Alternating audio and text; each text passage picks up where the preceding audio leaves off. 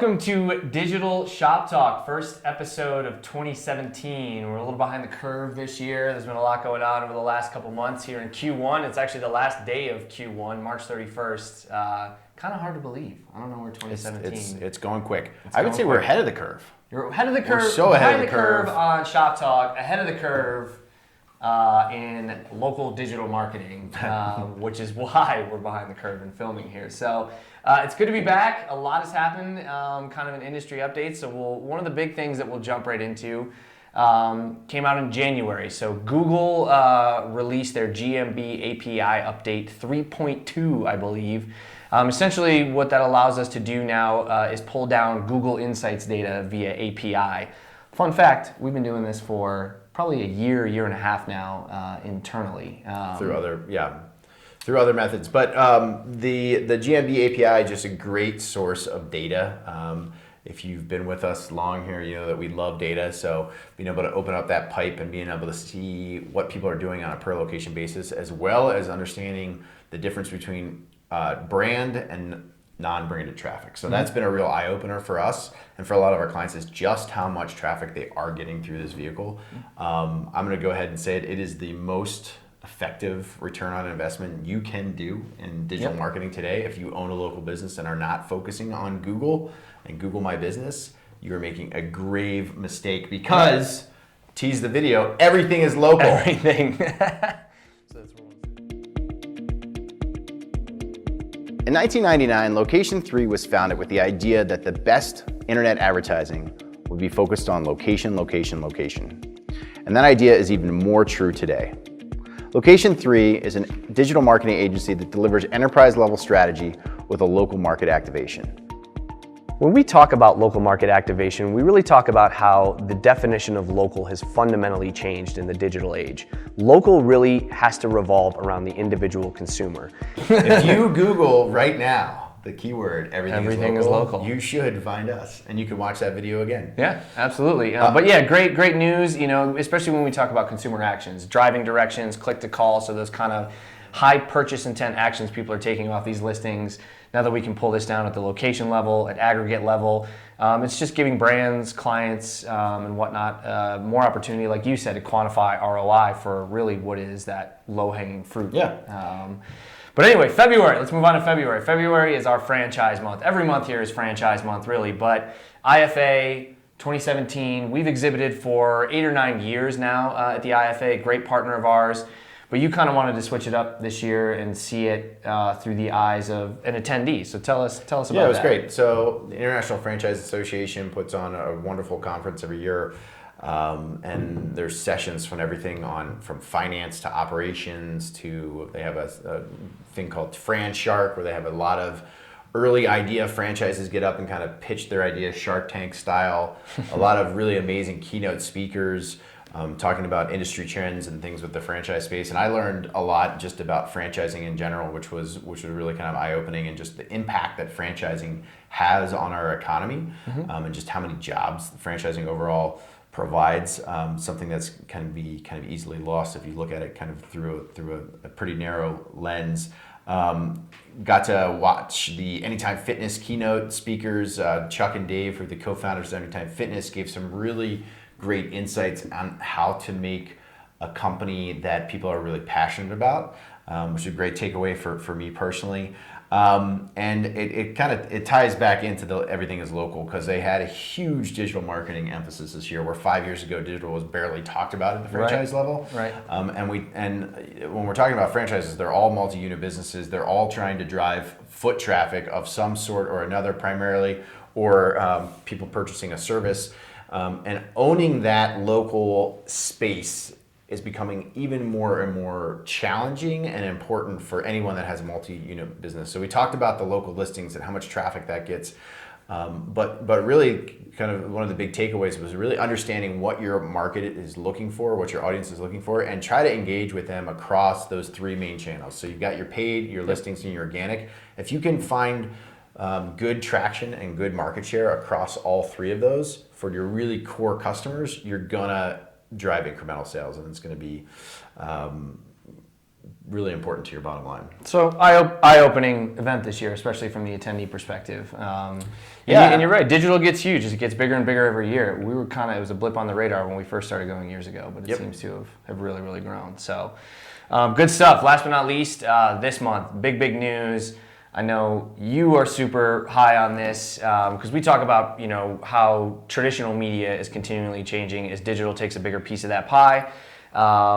Big announcement from Google this month, YouTube TV, kind of stepping into the game into just television now as people start to cut the cord even more, which we've talked a lot about here on Digital Shop Talk. But even though there's no set date as of right now when YouTube TV is going to launch, I think they've said in the coming weeks and months, $35 subscription service to basically get all those core channels. So you get your sports on ESPN, you get your Comedy Central, you get your news, even your fake news, if you will. But huge. And for people like us and clients like ours, obviously the biggest thing is being able to advertise on these programs on the Google network. So. Yeah, I mean, the way that we interact and buy video, both from a consumer and an advertising perspective, is going to be completely different in 24 months and probably even sooner than that. So this is, the connected TV, Dish's Sling TV takes up a huge portion of that right now, but this YouTube TV should be a player in the space in the near future. Mm-hmm. And so just as a digital entity, truly understanding how to then be able to engage with those core audiences through this vehicle will be really important for us moving forward. So really and all exciting. That kind of cross-device kind of advertising and marketing. So a lot of news. We probably need to do this more frequently than once a quarter. I know, right? I think we're going to try to move to the monthly recaps here, but a lot happening. Big things in digital in 2017. So we'll be right back. All right, this quarter in the toolkit, voice search. We talked a lot about voice search previously. We had a little Amazon, Google Home off here at the end of last year. But voice search continuing to become a bigger and bigger story, and now a little bit more tangible. You just ordered some sunscreen.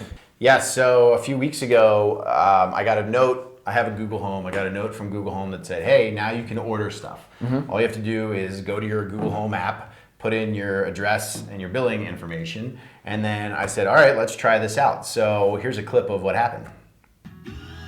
Okay, here's something from Walgreens on Google Express. I can get Neutrogena Ultra Sheer Dry Touch Sunscreen Lotion, SPF 100 plus 3.0 fluid ounce tube for $15.98 after tax. Should I order that? Yes, please. Okay, you're all set. Your order will arrive by Tuesday. So a couple weird things about this, right? So I can only order one thing.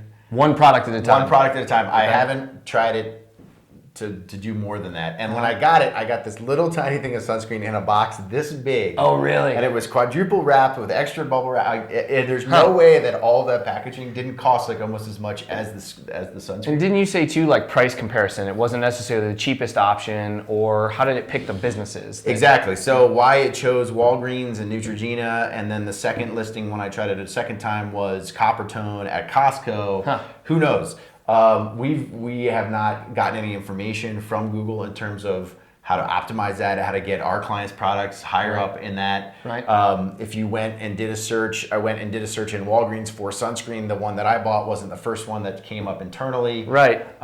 There was no Walgreens packaging in what I got. So I don't know what's going on. Interesting. So the reason why this is in the toolkit is because we kind of predicted, my prediction was that voice search would show up in analytics and you'd be able to actually do some paid campaigns around that. Right. It's gonna happen. So the toolkit is a few keep kinks. your mind open. Keep your mind. And I was gonna be say, ready. Is it fair to assume they're maybe pulling it from like product listing ads to start? I don't think so. Maybe not. I don't think so because it's only 8 retailers. And when I did a search for that product, it didn't so who knows how it's... And clearly there's a logistical issue if you're getting a box this big and a tube this big.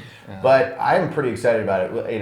It's not going to be very far until you can have a shopping cart and just continue to add things to a shopping cart, and then once it gets to a certain level of purchase. I really need to test Alexa more because I know obviously it's an Amazon product, so my assumption is that everything is kind of defaulting to Amazon for product ordering purposes. But I you haven't have to have actually a skill. done that. But you have to have a skill to build a skill to interface with Alexa, which I think is kind of silly. Yeah. So if you're not going to have 3 million skills baked into this, it needs to be. Yeah. It just there's some additional friction there. So. Right.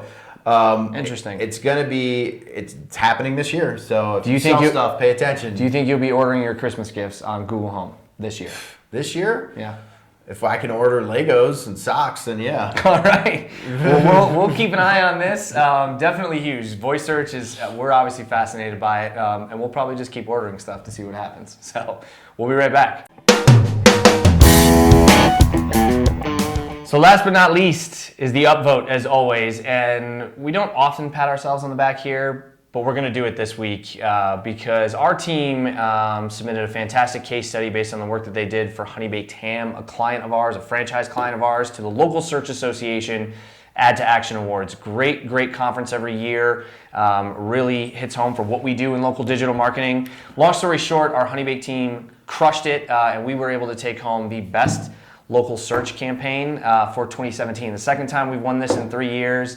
So hats off to the Location3 team. These guys get the upvote. I know you love some ham, and the case study we submitted was really around Thanksgiving performance. It was kind of a three-tiered partnership between us and HoneyBaked Ham and Google, and you're really leveraging a variety of local search practices to drive incremental sales. And we saw a huge lift by using primarily paid search, click-to-call extensions, driving extensions, and paid search ads at a localized level. So we had 400 individual localized campaigns, geo-targeting around a certain area, really focusing on having ham as a bigger part of Thanksgiving than it was in the past. So if you like ham, you should right now go to HoneyBaked Ham and purchase one for Easter, which is right around the corner. Right around the corner, actually. And you still have time. What is more delicious than an Easter ham? Yeah. And side note, if you're hungry and it's lunchtime right now, you can actually get a HoneyBaked Ham sandwich. So check that out online too.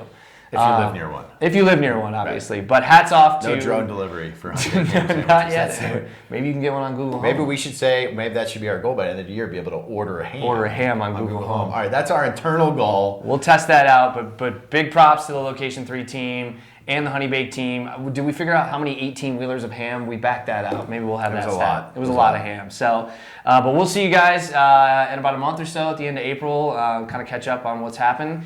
A lot going on in the world of digital, so I'm sure there'll be lots to talk about then. We'll see you next time.